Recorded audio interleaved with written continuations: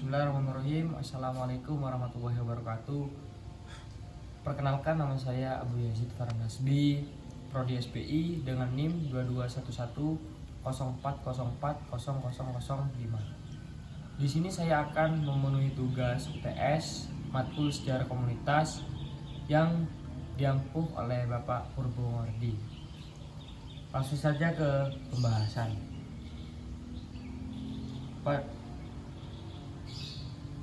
Berikut ini sejarah perkembangan demokrasi di Indonesia sejak merdeka hingga saat ini. Pada masa revolusi pada tahun 1945 sampai 1950. Pada masa revolusi, yakni setelah merdeka hingga Belanda berusaha menguasai Indonesia, demokrasi masih belum berjalan dengan baik. Dan adapun pemerintah masih bersifat sentral seperti yang terlihat dalam pasal 4 aturan peralihan Undang-Undang Dasar 1945 yang berbunyi, sebelum MPR dan DPR dan DPA dibentuk menurut Undang-Undang Dasar ini, segala berkuasa dijalankan oleh Presiden dengan dibantu oleh KNIP. Namun, menghindari kesan Indonesia menjadi negara absolut, maka pemerintahan mengeluarkan maklumat Wakil Presiden tanggal 16 Oktober 1945 yang berisi KNIP berubah menjadi lembaga legislatif. Maklumat pemerintah tanggal 3 November 1945 tentang pembentukan partai politik. Yang maklumat terakhir ini pemerintahan tanggal 14 November 1945 tentang perubahan sistem pemerintah presidensil menjadi parlementer.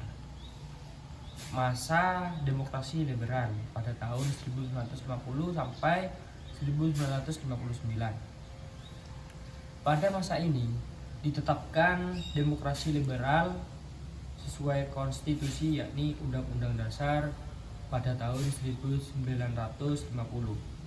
Sistem ini sudah dirintis sejak dikeluarkannya maklumat pemerintah tanggal 16 Oktober pada tahun 1945 dan maklumat tanggal 3 November 1945. Akan tetapi sistem demokrasi liberal maupun parlementer yang meniru sistem Eropa Barat dinilai kurang relevan dikarenakan diterapkan di Indonesia. Periode 1950 sampai 1959, partai-partai politik sudah berkiprah. Dua partai terkuat adalah yaitu PNI dan Masyumi. Mereka silih berganti pemimpin kabinet, namun sering bergantinya kabinet menimbulkan ketidakstabilan dalam bidang politik, ekonomi, sosial, dan keamanan. Ciri-ciri demokrasi liberal yaitu: 1. Presiden dan wakil presiden tidak dapat diganggu-gugat. 2. Menteri bertanggung jawab atas kebijakan pemerintah. 3. Pemerintah bisa jadi dan berhak membubarkan DPR. Keempat, ini yang terakhir, Perdana Menteri diangkat oleh Presiden. Pada akhirnya, demokrasi liberal dinilai gagal karena partai politik yang sangat dominan, landasan sosial ekonomi juga masih lemah, serta tidak mampunya konstituante bersidang untuk mengganti UUDS 1950. Maka Presiden mengeluarkan Dekret Presiden 5 Juli pada tahun 1959 yang berisi bubarkan konstituante dan 2. Kembalikan ke Undang-Undang Dasar 1945 dan tidak berlakunya UUDS 1950. Masa demokrasi terpimpin pada tahun 1959. Demokrasi terpimpin menurut TAP MPRS no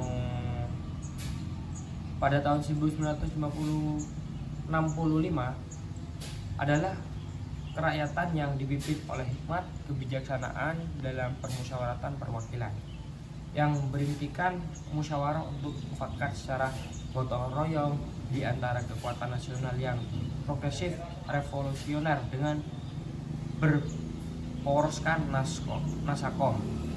Ciri-ciri demokrasi terpimpin pada masa ini adalah sebagai berikut: dominasi presiden, terbatasnya peran partai politik, perkembangannya pengaruh PKI.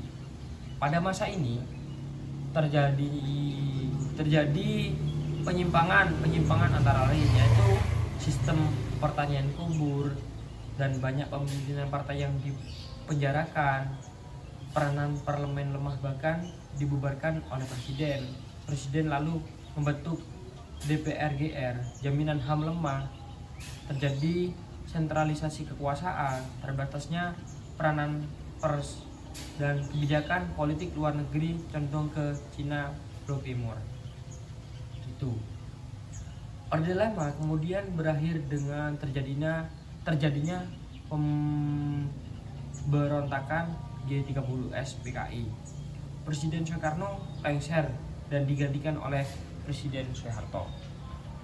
Demokrasi masa Orde Baru pada tahun 1966 sampai 1998, pada masa Orde Baru, demokrasi disebut sebagai demokrasi Pancasila yang bertekad akan melaksanakan Pancasila dan Undang-Undang Dasar 1945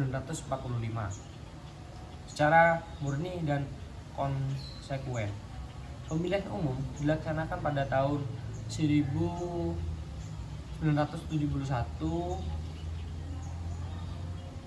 sampai 1971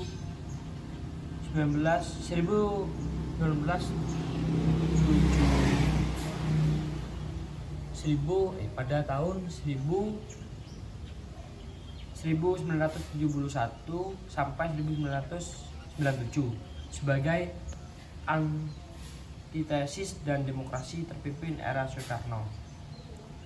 Pada pidato kenegaraan tanggal 16 Agustus 1967, Soeharto menyatakan bahwa demokrasi Pancasila berarti demokrasi kedaulatan rakyat yang dijiwai dengan diintegrasikan dengan sila-sila lainnya.